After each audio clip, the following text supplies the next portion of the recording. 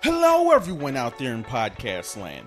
Welcome back to Adventure Capital, where we not only discuss the entrepreneurial journeys and adventures with founders who have raised capital on Wefunder, but also the different resource providers and mentors helping founders along the way. Huzzah! Today, interestingly enough, we have me, Classic, and one of my partners in crime at Wefunder, Sarah Dvorak, discussing our unique approaches to storytelling. Jonny and Kapow, we're ready. All right, welcome. We've got Classic and Sarah here on the podcast today, both of whom have recently started at Wefunder. We're super stoked to have them. Let's start with Sarah. Can you tell us what you do at Wefunder and kind of a little bit of your background, what got you involved? Totally.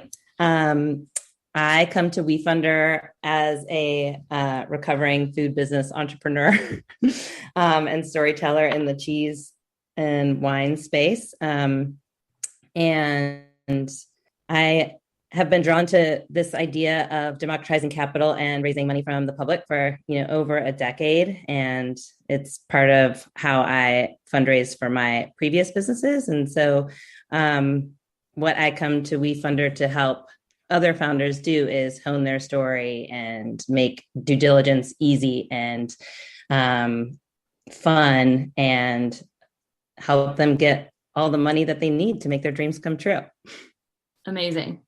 Awesome. So switching over to Classic, what brought you to Wefunder and what do you do here? What brought me to Wefunder was Ryan. Hey, shout out to Ryan. No, I'm a big fan of presenting the presenter. I never thought I was the smartest person in the room, but I love information. I love learning something new. And I feel like I just got in the habit of I would do all this reading and then I would just start talking to people hey man, did you know and I was like, man, what if I started to build sort of a platform around this because I like to perform. Did a lot of stage, did a lot of short film work. And this was sort of my excuse to constantly perform while also getting a good message across. And so at Wefunder, I'm kind of doing the same thing because there's so much information, there's so much legacy, there's so much history that hasn't been told yet. And I feel like my approach will not only show folks that this isn't just business as usual, but it can be very entertaining. And then maybe we can even get some secondary audience, which I'm a big fan of, folks that this isn't their day to day. They didn't go to school for this, but they could contribute in some way, shape, or form if they got a little bit of information. That's awesome. The main thing we wanted to do on this podcast was for a founder that's looking at launching a campaign on Wefunder, basically give them a bunch of ideas and tips and tricks for how to think about creating their campaign page, how to compel investors, and kind of outside of the campaign page as well, how to think about telling their story and getting their story in front of more people. So Sarah, your role on the team is as a quote storyteller. You're helping founders kind of put together their campaign page. So maybe you could talk a little bit more about, what is a storyteller role at Wefunder? What do you spend your days doing? And also, I guess, some things that you've seen and learned from the founders you've interacted with over the last few weeks on, what makes a great campaign page. Totally. I try to, I see my role as a storyteller, working with founders to help them get out of the weeds of the nitty gritty of their business and their industry and try to tell the story to the masses. Cause that's what we're trying to do at Wefunder is get your everyday investor to understand the opportunities that are available for them to invest in. So I find that is a huge part of my role, and also walking them through the general idea of crafting a story. And I'm a firm believer in the science of storytelling and how you elicit, an emotional reaction in someone as they're reading or watching a story, and that gets them to remember more information and share more information and be more curious about more information. So storytelling is a science. It's also, an art a little bit, and conveying that to founders and helping them sort of strike that balance of telling the why they're doing what they're doing and the what they're doing without getting too far in the nitty gritty of the technical aspects or industry specific lingo, and make it understandable for the masses. Yeah, so I think there's kind of two interesting tensions that you're putting your finger on there, right? One is like the emotional appeal and the story and the narrative versus like the numbers and the metrics. And then another one is like telling the story to the masses versus like, kind of targeting people that might be super interested in your industry sector, or, kind of that have a lot more context. So I guess classic on both of those, I feel like those two kind of tensions are really at the heart of a lot of what we're talking about here. But how do you think about striking the right balance on those questions? A lot of it is like, so you got to have the information first and foremost. So not to say that the numbers are important or anything like that, because that is what you're projecting, the product itself and how it benefits the people. And then from there, I like to do a lot of listening to the audience and seeing what people are already engaging with, what stories are already being told. And then to create a differentiator is, I feel like you make a lot of sense with nonsense. I think Geico does it really well. They might do it the best, where like we have all the information and we know what you're used to, and we're going to give it to you, but one thing about it's going to be off. Like they do a lot of wordplay. They're saying the thing, but they're showing you like a change of context with it. And if you can find a good balance of like that sort of like interesting, something is wrong with this, because people like really strive to understand, and if I don't understand it, it's going to stay in my brain, and at that point you've won. Because they're constantly trying to figure it out, but they keep doubling back and having a good time. And I don't know why I'm having a good time, but they don't realize that they're learning more and more about what they need to know in regards to this product and the people behind the product, just because of that sort of like change in the presentation of it. So I'm constantly looking for a balance with that and encouraging folks to do that as well. Not to say they have to do like anything super out of the box like me, but just finding that common ground of like, is it entertaining and is it informative? Because you can be too entertaining and then they didn't learn anything. So then how can they invest in you? And you can be too informative, but like it doesn't really hold their attention, or I don't know why I should like you more than someone else doing this. Yeah. And I can't invest in you. Yeah, that's a great point. One campaign that comes to mind for me is Genius Juice. So wefunder.com/genius. Their video, you should watch it if you haven't already. It's the most wacky, off the wall. You just cannot avoid laughing if you watch that video. And it was brilliant. I shared it with a bunch of people. It was like, this is an amazing video, and that gets you on the campaign page, right? I think one thing that everything needs to be so tailored, right, to the brand and the voice of the company. So probably if you're doing like B2B SaaS, like, cybersecurity company, like it's a little less playful, right? If they were doing kind of CPG coconut juice, so it's consumer facing, a really fun brand, and so that the voice of the campaign kind of really plays into that. So I think to your point on like the entertainment factor and the kind of quirkiness factor probably depends on like the nature of the company and that. Yeah. Even on that, I'm sorry, go ahead. No, I was just going to say, I think it's still a great point. I mean, we tell people all the time, and this is also how Wefunder's brand likes to communicate, is we deal in a super complicated industry. There's a lot of gray area. These laws are new, and everything from our FAQ to our onboarding with our founders and investors is speaking to them like they're a smart 10-year-old. And I think that is like the common thread through any campaign page, whether you're working on like trading annuities or something super complicated, or selling a CPG product that people are more familiar with. You should still treat investors, both accredited and unaccredited, like they're a smart 10-year-old. Yeah, I think it's honestly it's a good rule, and it's a tremendous challenge for founders of campaigns to be able to craft a pitch that resonates with people across the spectrum of like that super savvy investor to their 70,000 Instagram followers who just want to like interact with their brand or experience and sort of dip their toe in investing. Yeah, the best campaigns that I've seen that I think do a great job of striking the balance here, it's like super clear up front. The tagline is super crisp, super punchy, no jargon, immediately clear exactly what they do. And then, the highlights kind of go into a little bit more detail beneath the video on, obviously kind of really kind of attracting investors and wanting them to read on and click to learn more. But also can continue to kind of weave the narrative of the story. And then, when you get down to basically the pitch deck section below, again, like the initial slides in the pitch deck, to your point, Kapow, it's like, okay, a smart 10-year-old can get this in 30 seconds.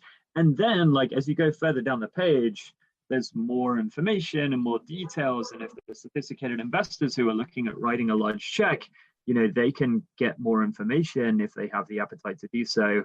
But you've already kind of communicated at a very, very basic level, right up top in simple language to the masses. And that for me is like, the sweet spot. Totally. Like the headline should be very clear and no jargon, as you said. The video can be like the emotional or just like humanizing piece. It should have like some personality and more of the story. Highlights get into the nitty gritty of numbers and, qualifications and, previous raises, any sort of qualitative information. And then I think the pitch sort of should build off of that and like bust out each of those highlights.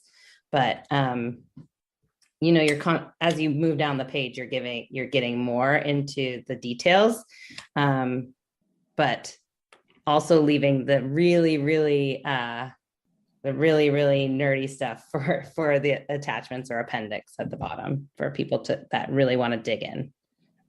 That's like my general super high level, like and constantly weaving story like along the way. Even when Jonny was talking about like maybe it's like super different with this company that's like, they're a really serious SaaS company, but there's still no getting away from tugging on those heartstrings, those emotional strings of like there's still something, that there's an issue that they're solving, that everybody deals with in some way, shape, or form, and they're like, it's a different kind of laugh where you're laughing because this is ridiculous. Like, why isn't there a way to fix this? And the company can kind of play off of that.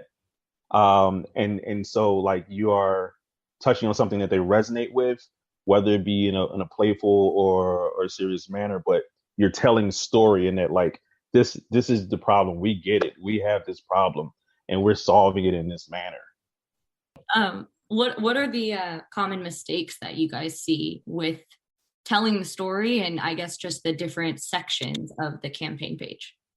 I think the most common thing I see is people, just way in the weeds and providing information that just isn't readable for the smart 10-year-old. So just like multiple graphics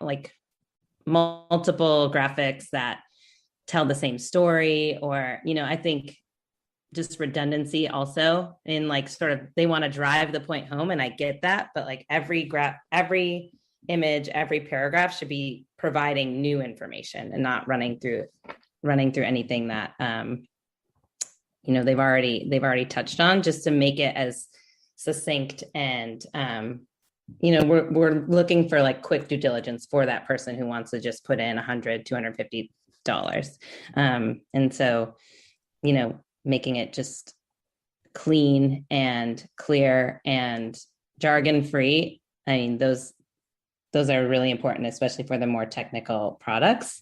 And then on the flip side, for the more like brick and mortar or CPG companies, I see a common, they almost lean too much on the heartstrings sometimes and forget the numbers and forget like lay out the opportunity. If I'm Sarah and I want to invest $1,000 in your company, what does it mean to me? Like, how does it play out? And like, what is the opportunity, and give it to me straight.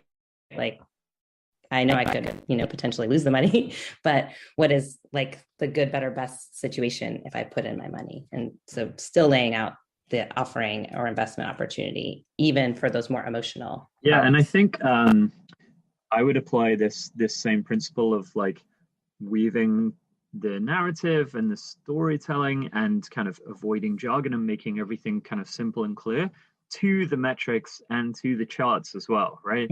Like you can have a chart that's like font size 6, and like a ton of different dimensions, and there's like a massively high cognitive load for someone that's reading that chart to wrap their head around. It's like, what does this mean? And like the founder is in the weeds and they know, like they've seen this chart like 1,000 times, so it makes a ton of sense to them.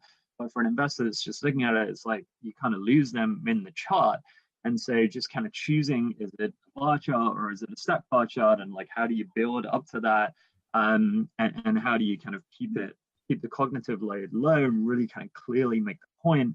Maybe you make that point in 3 charts versus 1 chart, but then also kind of weaving the narrative into the chart, right? So you can show a chart, and if it like, kind of drops in 2020 and then comes back up, any investor's going to look at that and be like, yikes, that looks really scary. But then if you annotate it, I mean, maybe it's obvious, but if you just kind of make it super explicit, you annotate it with a call out, oh, that drop was because, we're selling into restaurants and all the restaurants shut down with COVID. And then it's like, well, here's the annotation of where things are bouncing back as we're kind of coming out of COVID. It's like explaining the numbers and the charts with the narrative kind of overlay, I think, can really help. And you can kind of lead investors through the numbers and the metrics, as well as the kind of overall story and narrative of the company. Yeah, and that kind of goes back to the balance of things, and how a big issue, like Sarah was saying, is it kind of leans on one side or the other. And when you think of the concept of narrative, it isn't just like this story that you're constantly like laying out and writing out and showing a visual for, but it's just a process in which you got from your beginning, your middle, and your end. There's always going to be a hero. There's always going to be a dragon slay. There's always going to be like a journey to get there with like your peaks and your valleys. That's your numbers. That's your where we were when we started, where we are now, the people that came on board to help us out, the problem, how we tackled it. Like this it just should be a nice flow to it that I think is kind of missed out on at times, because people are thinking about the meat of it, all the numbers, all the substance, and then they're thinking about story completely separate, and just more so like this is where we're trying to go. But we really need all that middle. Like we really need a good balance of all that middle, and we need you to walk us through it. So by the time we get to the end of like what you're trying to accomplish, it's like I completely get it. I know what you've gone through. I know what you're looking to go through, and I know how I can be a part of this. Yeah. And speaking to that, I think another tip that most founders could use is to have some sort of timeline somewhere in your pitch of letting people know what you've accomplished to this point, like milestones, where you are now, and like where you're planning to go and when you imagine getting there. That's a great point. I'm always craving that, as I'm like, especially if a company is pre-traction, actually, because if they're post-traction, that timeline, it's kind of like his revenue chart. And obviously it's great if it's timeline as well, especially if it's like a biotech company going through FDA approval, right? They don't have any revenue, so they need to demonstrate to investors. Investors are looking for founders to be super quick, rapidly executing, moving forward, right? And you can really help to illustrate how quick you are, how good you are executing with a timeline like that. That's a great point. Yeah.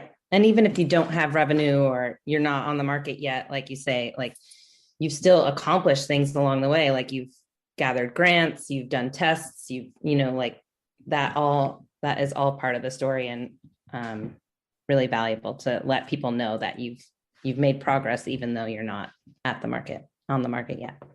Yeah, that's a great point. And also the point about really knowing your stuff and knowing your story, because there are a couple of different opportunities where you're going to tell it. It's going to be in the investor panel. People are going to ask you those quick questions.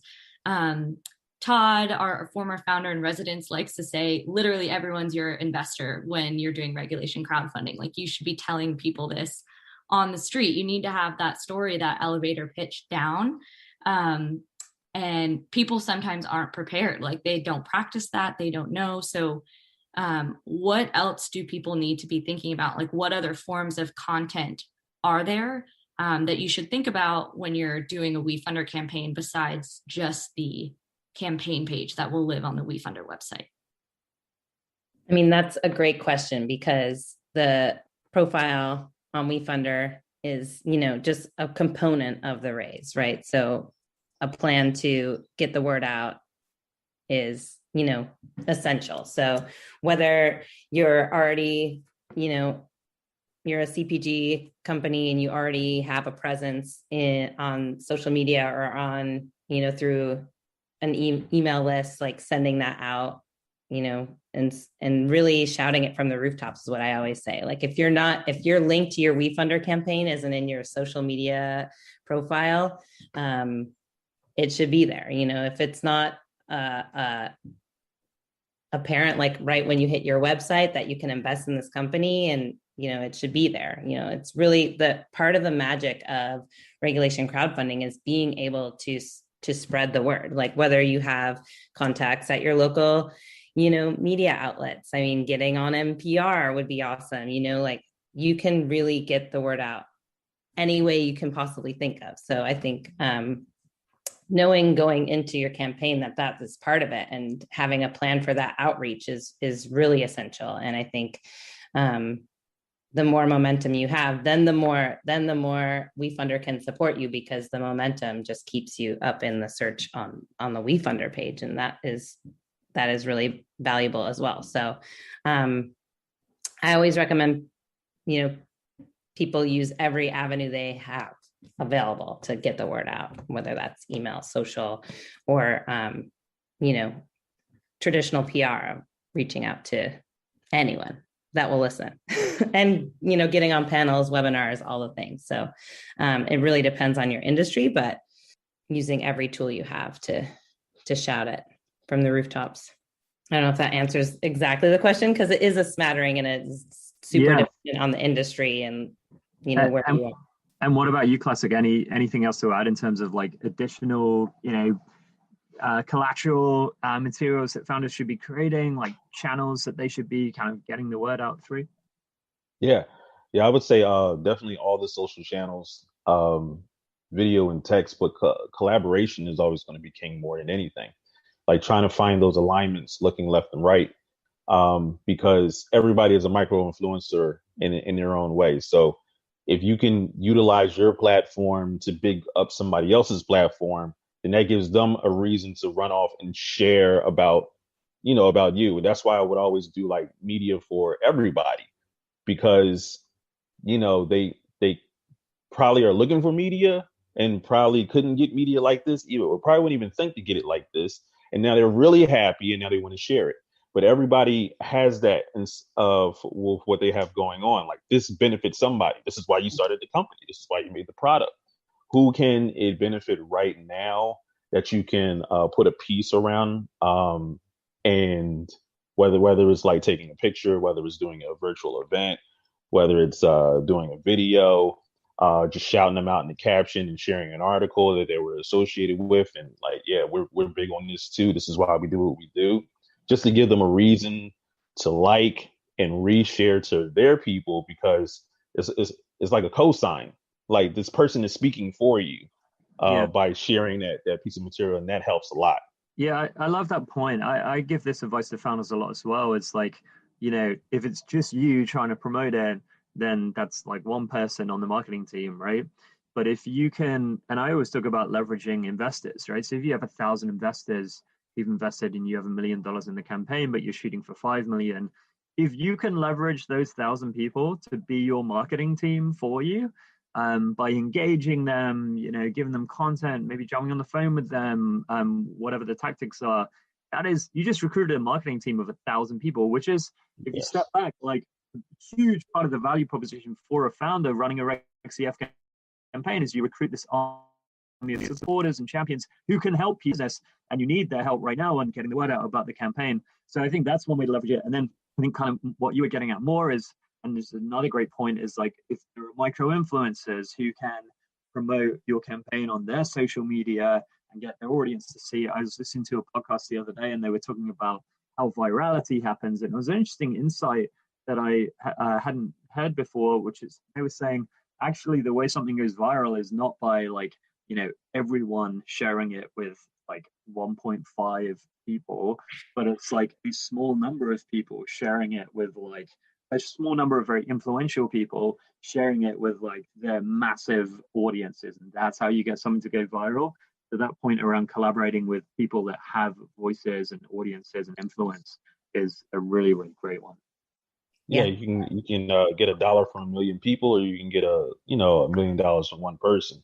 The other side, the former, is going to be a lot more powerful because of the amount of awareness, the amount of reach. Even with you and the 1,000 investors, if they only had 100 followers, but they all were sharing it, you just reached 100,000 impressions. And those are the big things that can happen with small numbers if you're like super focused and targeted. On top of, these are probably going to be real numbers coming back. It isn't like window shopping because they are investors. They have already invested, and the people tied to them are investors as well. And, these are just like multiple syndicates kind of growing and building. So it is very important to turn the people that have brought into you, whether it's time, money, just, overall energy, like making them advocates, letting them know that you see them, that you appreciate them, and, constantly talk to them, because then, slowly but surely, they're just going to continue to feel good about telling someone else about you.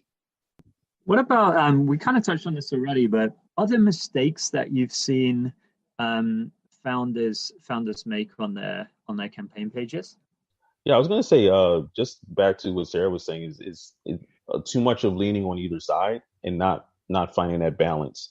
And something I've learned is that you should be thinking about everything at the point of conception. And I know it's hard because you kind of get like caught up in, what it is you're doing. You're super tunnel vision, you're focused, but that's why it's important to have other people around you. And it doesn't always have to be this super like, I need a whole bunch of money to buy ads. You can be very strategic about just, who's really good at writing, who's really good at like doing videos and presenting, and then making sure that. Just to double down on that, so you are like amazing at videos, right? And like you see some like founders trying to like be in hero mode, right? Trying to do everything, and it's like oftentimes they need help, right? If you're like a scientist, and I think both on the storytelling and on the content creation, right? So and this is where obviously Sarah, your role, like working with founders on this, if it's a scientist that's deep in the weed and they're kind of used to speaking in long like academic kind of words, right? Because they're so deep in what they're doing, sometimes you need help, right? So go and find that help. And it doesn't need to mean someone you pay, right? It can be like, a friend who's like an expert on storytelling, or a friend who's an expert on kind of video creation, or photography or whatever it is. But like getting help from experts who can, complement you in areas where you might not have that skill set. 100%. And there's tons of people around that just want to like do stuff because they're trying to build resume, and they would love to help. And this is like a prime opportunity to like test some ideas out. And it's like testing in a way that you probably wouldn't even have gotten if you'd have paid for a larger agency, because they're very focused on, well, this is what you paid for, this is what you're going to get.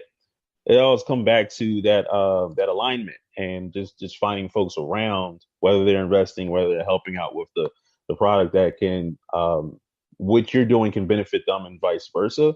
And then we can, get like a good return on the back end. Like it's a lot of stuff that I've done that I did not get paid for, but I believed in the people, and I believed that it was going to be a good look on the back end. I can use this piece. Thank you for giving me this, your product, so I can build this thing with it, because now I know I can also leverage this into something else.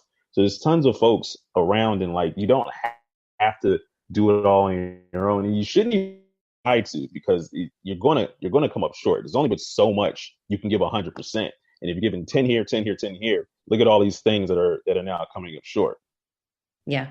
And I think, part of being a founder is being scrappy and resourceful and finding those people in your network and leveraging them and, collaborating. And I think it's a great point of, engaging your community and helping, asking for help where you need help in terms of storytelling, video, photos, and making sure that the profile is ready to go and like visually appealing, and also visually appealing is a great point. Like it's so painful to me when I see photos on the explore page, and it's like, why have you chosen that photo? That photo just is such a powerful opportunity to cliche, tell 1,000 words. It's like, that is so important. You can grab someone's attention or you can put them off.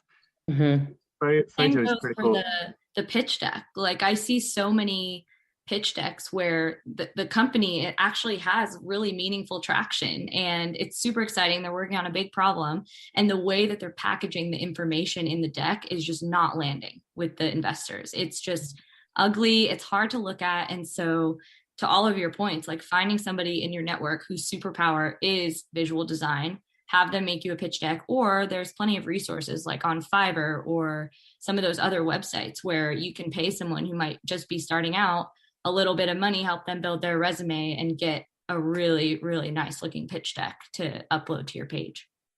100%.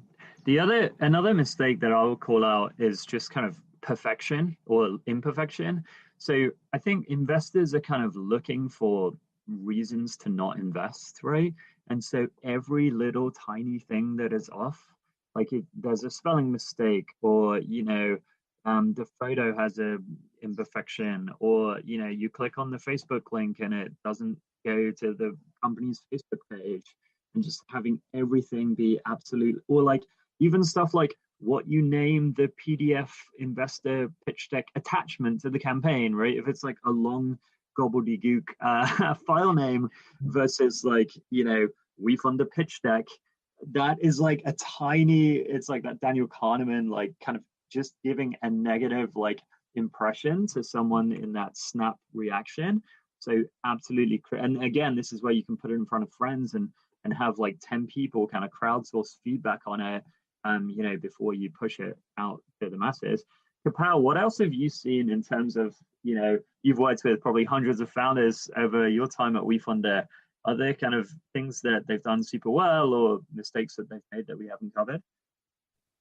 Yeah, I mean, we touched on this a little bit, but I think the tagline is probably one of the most important pieces of real estate. And it should be like sort of what this is very YC style, but people should know in one sentence what your company does. So I'm trying to think of an example, but we definitely have things that, like for a food product, for example, it's like frozen, organic, ready to eat, best tasting ever, organic coconut juice. Like that would be a terrible tagline, but for those, like sometimes for the founder, those adjectives and getting all those things in their product, like that's hard to do. It's hard to make a really clean product like that. But like on the investor side, like they just want to see like what the product is. It doesn't need to be super, super over the top confusing. It should just be clear.